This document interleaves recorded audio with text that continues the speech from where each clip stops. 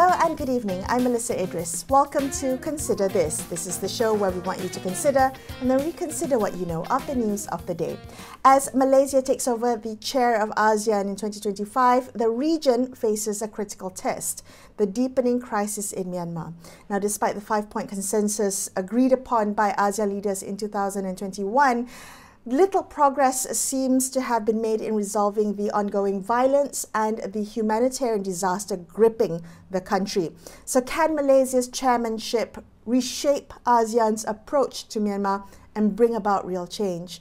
Let's ask Lilianne Fan, who is part of the Malaysian Advisory Group on Myanmar. She's also the co-founder and international director of the regional humanitarian organization, Gutanya Foundation. Thank you, Lilianne, for being on the show with me today. Can you begin by maybe bringing us up to date as to the humanitarian situation in Myanmar and the evolution of it, how it has evolved from 2001 to how it stands currently? Absolutely, Melissa. Thank you so much for asking me to speak about this issue today. I think we do need to start from 2001 because, 2021. Mm-hmm. And it was a time already when there was a lot of humanitarian need in Myanmar, very wide displacement, even then, before the coup. And of course, from 2017 onwards, you had this massive crisis also on the border of Rakhine State in Bangladesh, where you basically had the genocide against the Rohingya and an extremely large outflow of refugees and genocide survivors going into Bangladesh. So I think that we shouldn't see the humanitarian crisis only as being a situation that was caused after the coup. Mm-hmm. But I think what we need to see, in terms of what has changed is that, number one, in the areas that were already experiencing conflict before the coup, in all of those areas, fighting has absolutely increased.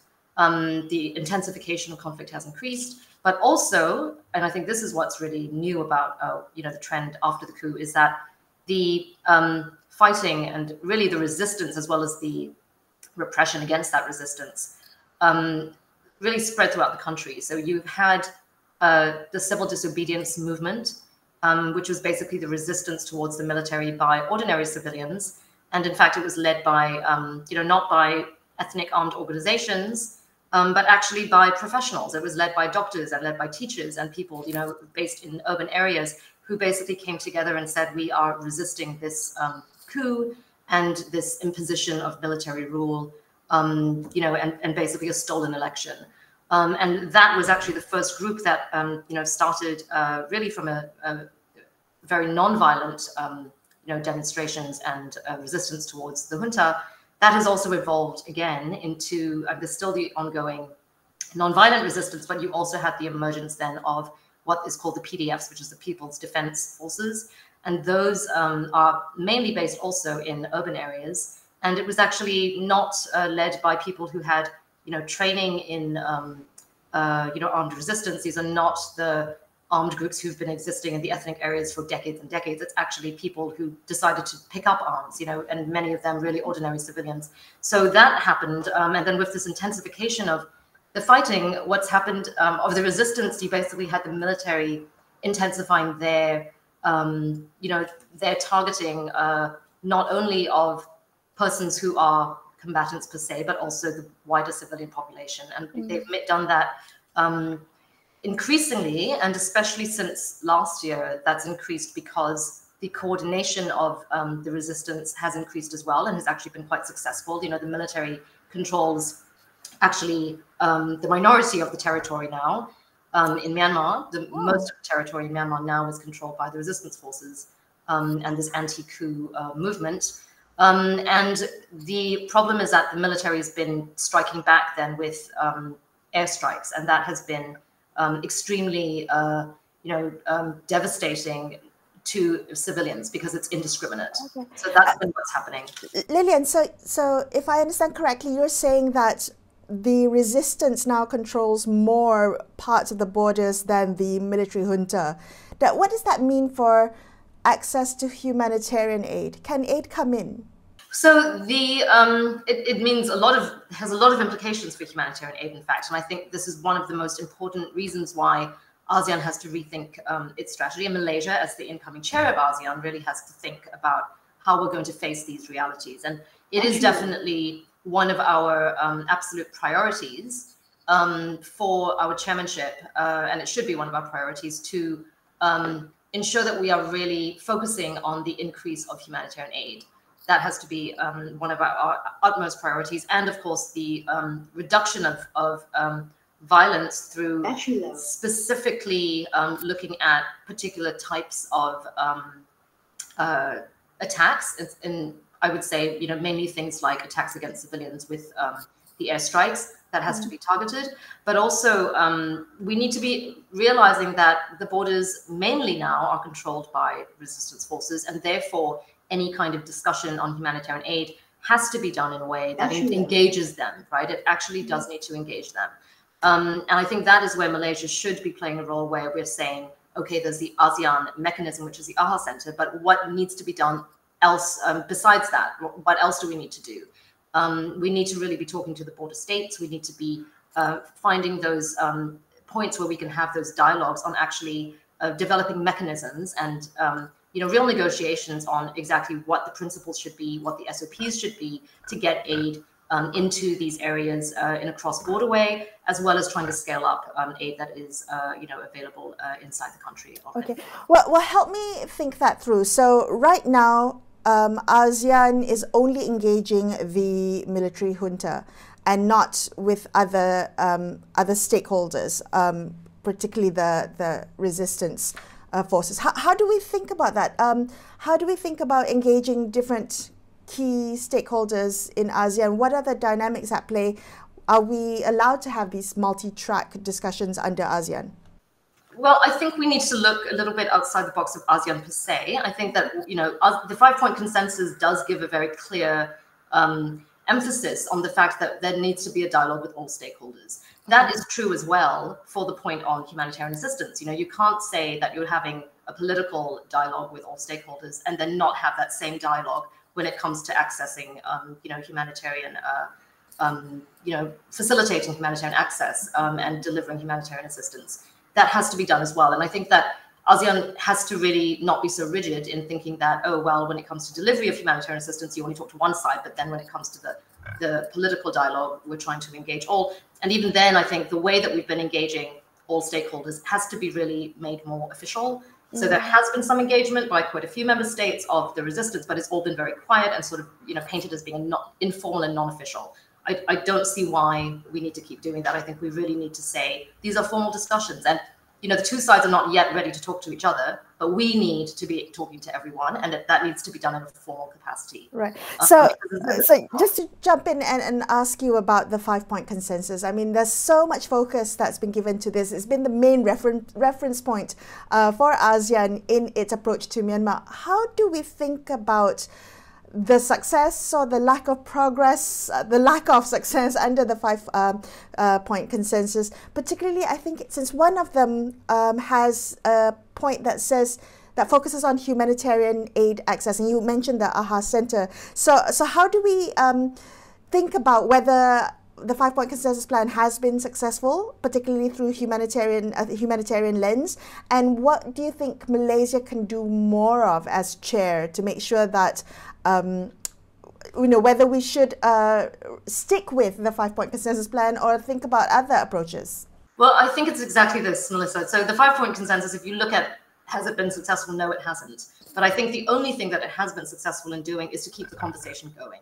So, and that is why I think Malaysia recognizes this, in fact. And this is one of the reasons why we can't just throw it away. But I think that in not throwing it away, we need to realize it's not adequate. And we have to be very honest about that it is absolutely inadequate for, really making change happen on the ground. And it's getting to the point where, for the majority of the stakeholders in Myanmar, the people of Myanmar, they actually don't see this as relevant at all. And it's not any kind of game-changing, mechanism or process for them. They're going about things, trying to win their struggle with or without ASEAN.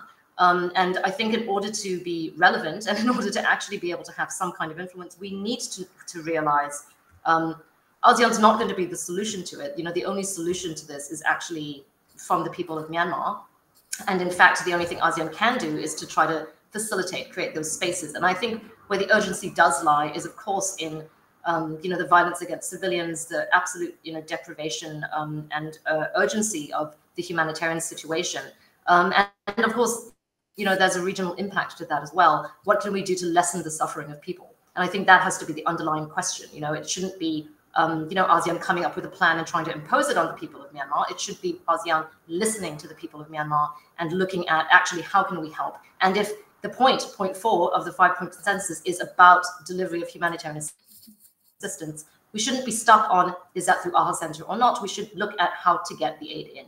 AHA Center is one channel. It can only do certain things, recognize what its limitations are very honestly, and then say, what are the other channels available? We've been very innovative when it comes to, humanitarian assistance in Gaza, for example. We've done cross-border aid.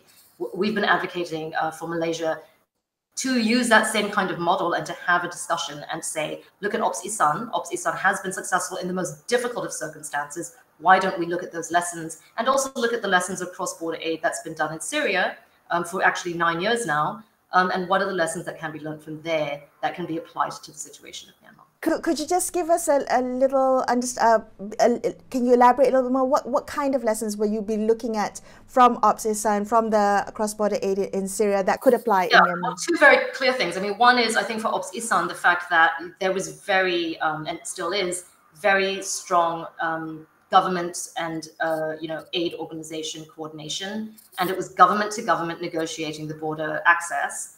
So Malaysia and Egypt, for example, right, to actually have that access formally for cross-border aid, and then professional humanitarian organizations who understand humanitarian principles, know how to deliver, but these are Malaysian organizations doing the delivery. That is unprecedented in any kind of aid effort that Malaysia has done, and I think it's a wonderful example of what can be done in situations of urgency. Syria is another example, but that's also something where there was an unprecedented development at the Security Council. So there was, a Security Council resolution that was passed and then renewed for 9 years that actually formalized and allowed for a mechanism. There was a UN-led mechanism, but it was a formal mechanism that allowed for the, facilitation of cross-border assistance in actually about 4 different, border crossings into Syria. And that was unprecedented as well in a situation where you had, a central government led by Bashar, which was very unfriendly to the opposition, but you had, and they were only allowing, very similar to the situation in Myanmar now, only allowing aid to be channeled to its areas, very similar to what's happening in Myanmar. But then, of course, on the borders and actually in many parts of Syria, aid was not getting through. But with the formalization of this mechanism, even the government in Damascus, allowed, it wasn't happy, but it did allow for a certain type of, at least a level of assistance to be passing through the borders because it was monitored, because it was formal. And I think that we need to be pushing for those types of solutions. So yes, ASEAN, but I think Malaysia needs to look at ASEAN and the wider suite of options that we have at stake. What can we do at the Security Council, for example? Malaysia should be working with the Security Council members, and particularly the UK, who's the penholder on Myanmar, and really sort of looking at, can we try to actually take up this example of what was done in Syria and apply that to Myanmar? What can be done there? Because that would complement what ASEAN can do, recognizing what ASEAN's limitations are. So let's really, I think, be not just creative, but I think it's a necessity for us to think outside the ASEAN box, because the situation absolutely calls for it for the sake of the people of Myanmar. Lilianne, thank you so much for giving us that perspective. That was really, really a different perspective for the way we've been approaching this through ASEAN. I appreciate your time. That was Lilianne Fan from the Malaysian Advisory Group on Myanmar, and we're going to take a quick break here and consider this. We'll be back with more. Stay tuned.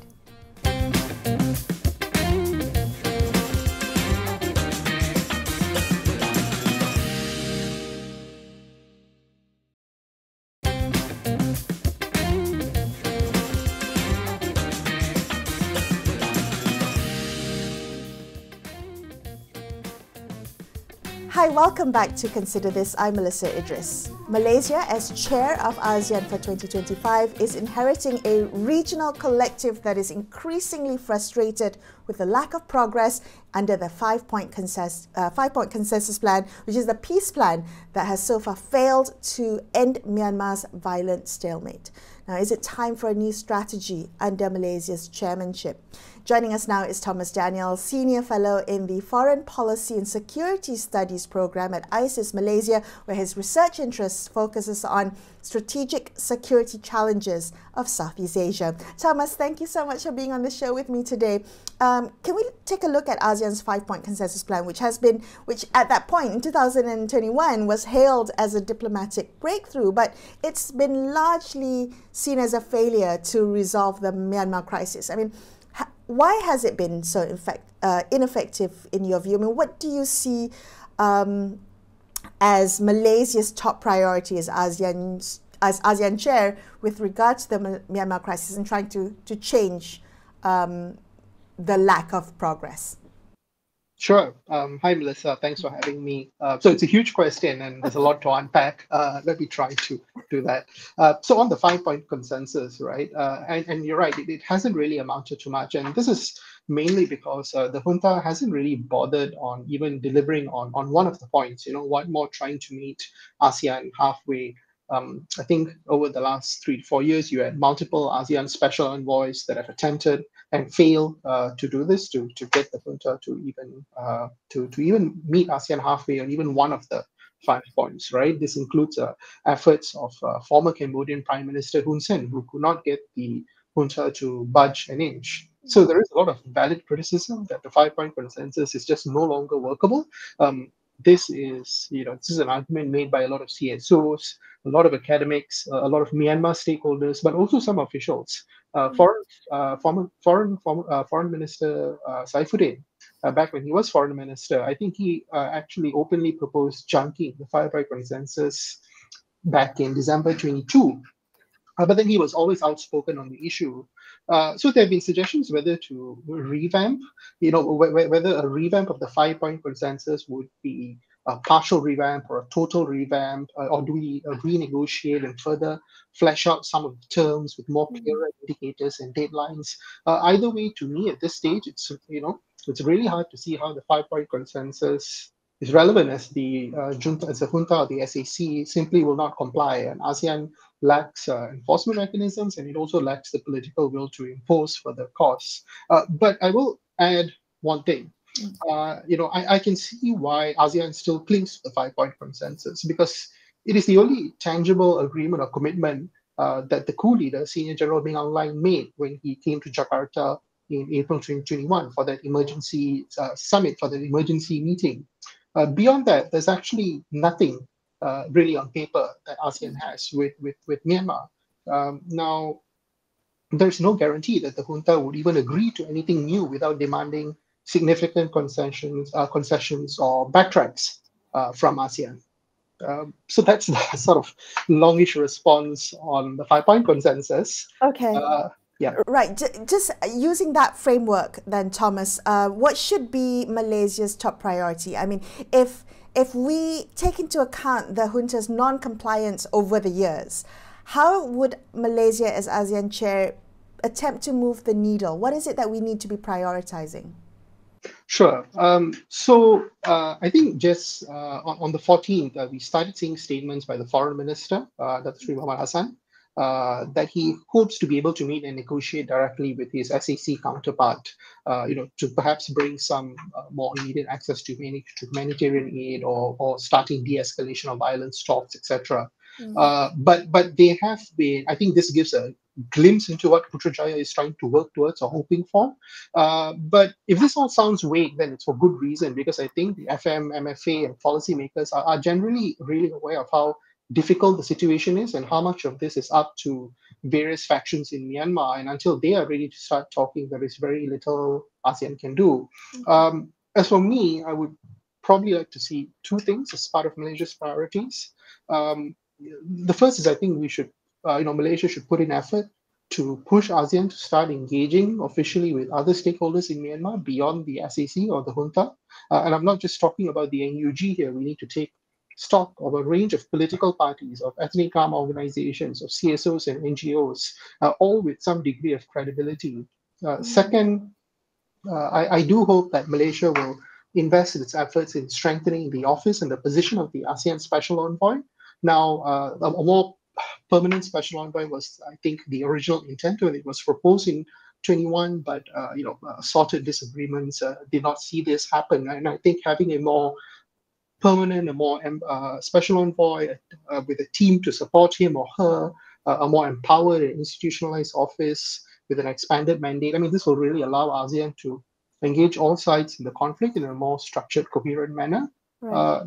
These are long-term goals, right? They are long-term goals because this conflict is not going to be a short-term conflict. There's not. I don't think it's going to be possible for major breakthroughs in the short term. And we need to play the long game. Thomas, can I get you to explain? So if we're thinking about engaging all key stakeholders, not just the junta, but also the resistance and, as you mentioned, other civil society bodies and ethnic groups, how could that, what sensitivities are at play here? Maybe you can talk us through the nuances in the terms of the dynamics of if ASEAN were to officially engage different stakeholders outside of the military junta. Sure. So earlier I mentioned some of these other groups that ASEAN can engage, right? So it's not just the AUG; it's this assorted range of groups that are aligned against the military. On the how, it's really not that difficult. If there's one thing that ASEAN excels at, it's in holding meetings, and there are plenty of meetings to be held. That's probably a bit unfair, but there you go. On the sensitivities and dynamics at play, several things to keep in mind, right? I think first, any move by ASEAN or even by Malaysia to engage holistically and inclusively will face opposition by the SAC. You will even face opposition by ASEAN member states, for sure.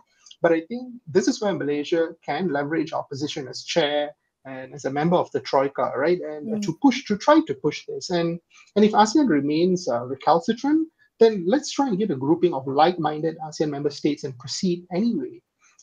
Secondly, the second sensitivity and dynamics here is that we cannot not engage with the junta. They remain a key player, and I think in the long term, some face-saving measure must be found when political negotiations eventually start.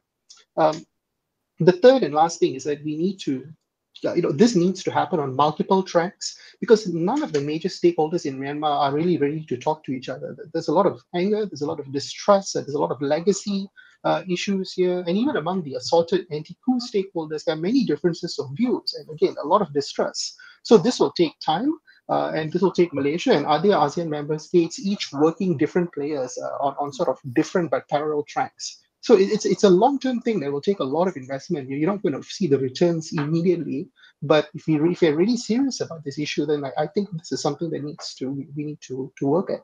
Right. And I do have to ask you, just realistically, does Malaysia have enough influence to alter ASEAN's current trajectory? I say that. I say that as ASEAN's, as Malaysia's role as chair, nothing to do with Malaysia's soft power, but whether or not Malaysia as chair might be able to influence the trajectory. Will we be influential enough? Is the position of chair influential enough to alter the trajectory?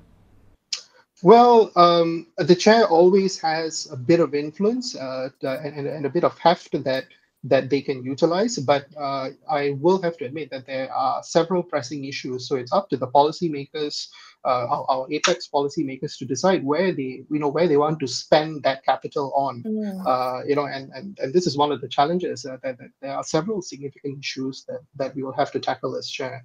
A lot of this actually, in the case of Myanmar, it will involve doing a lot of groundwork from the get-go. Can't wait for January to start, right? This has to have started already, right, if not months ago. Okay, and you mentioned how this has been quite an ongoing crisis.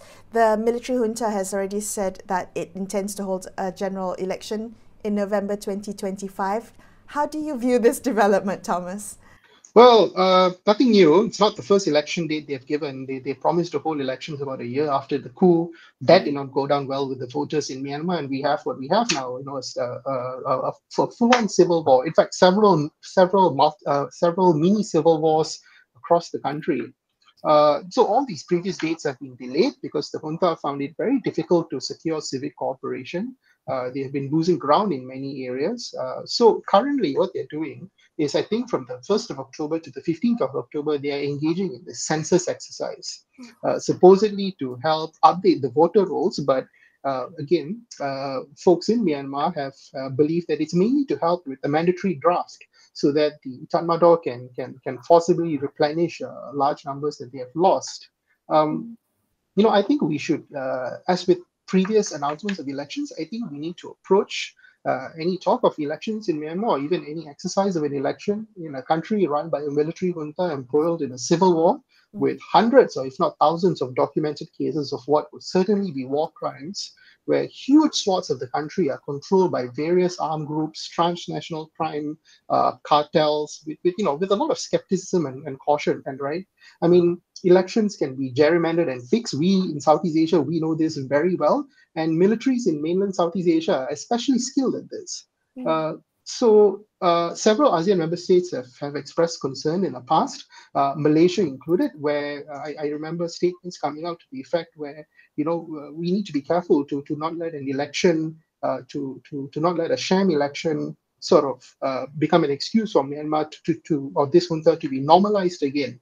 And unfortunately, there are some official stakeholders in some member states who can't wait for elections, because this will then allow them to say that, elections are done. Let's try to get things back on track. But I think there are a lot of issues to be concerned about, not just about Myanmar and what's happening there, but the reputational legacy that ASEAN will have to inevitably carry, no matter what that might be. Thomas, thank you so much for that analysis. I appreciate your time. That was Thomas Daniel from ISIS Malaysia wrapping up this episode of Consider This. I'm Melisa Idris signing off for the evening. Thank you so much for watching and good night.